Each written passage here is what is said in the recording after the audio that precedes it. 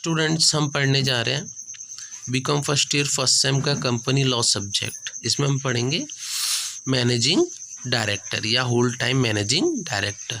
Student मेरे channel को subscribe कर लेंगे। मैं आईएमपी कुछ नहीं पढ़ा रहा हूँ।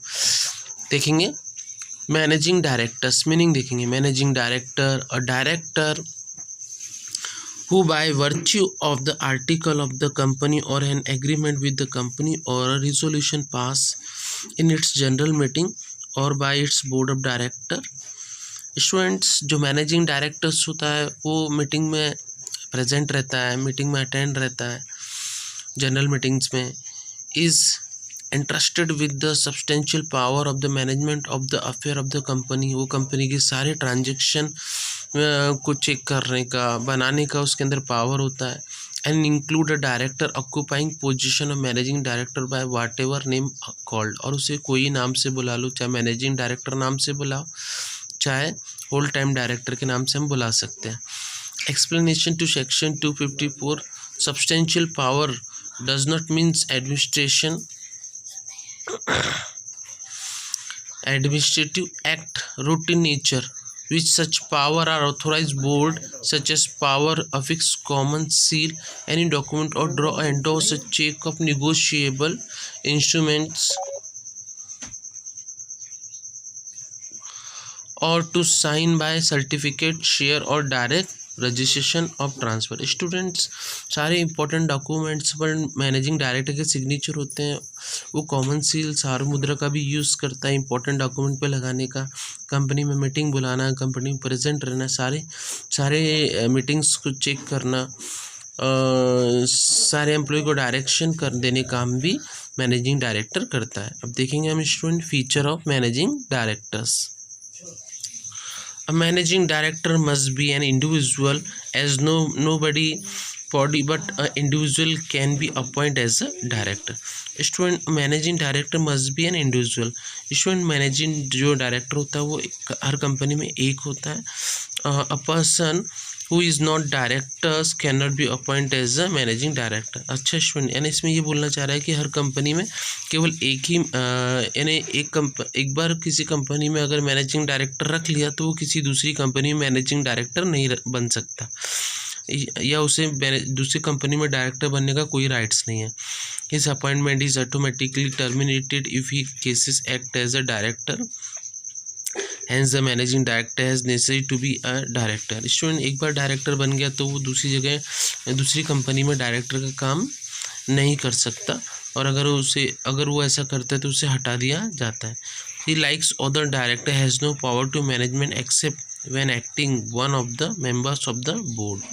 He has no power of management except when acting as one of the members of the board। Second, a managing director is entrusted with the substantial power of management which would not be otherwise be exercisable by him।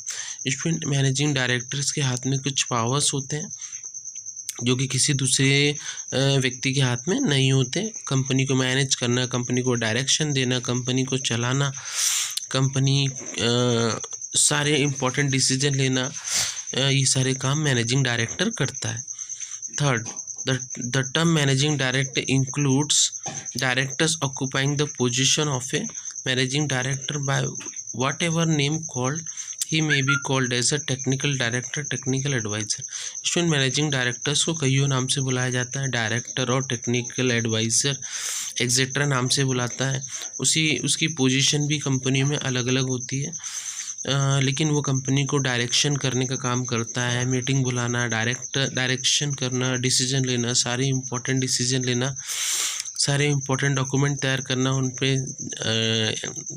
Common seal का use करना, सारा मुद्रा का use करना, ये सब काम director करता है।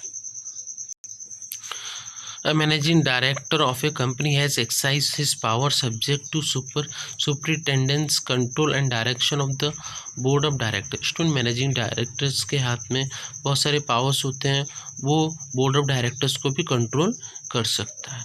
Student managing director board of directors को भी कंट्रोल कर सकता है, उनके ऊपर अपना कंट्रोल रख सकता है।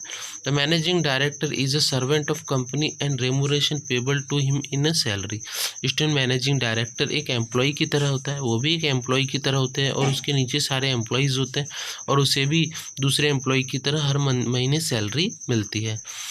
But he is not a clerk or a servant so as to entitled to preferential payment. But he is not a clerk or a servant so as to be entitled to preferential payment.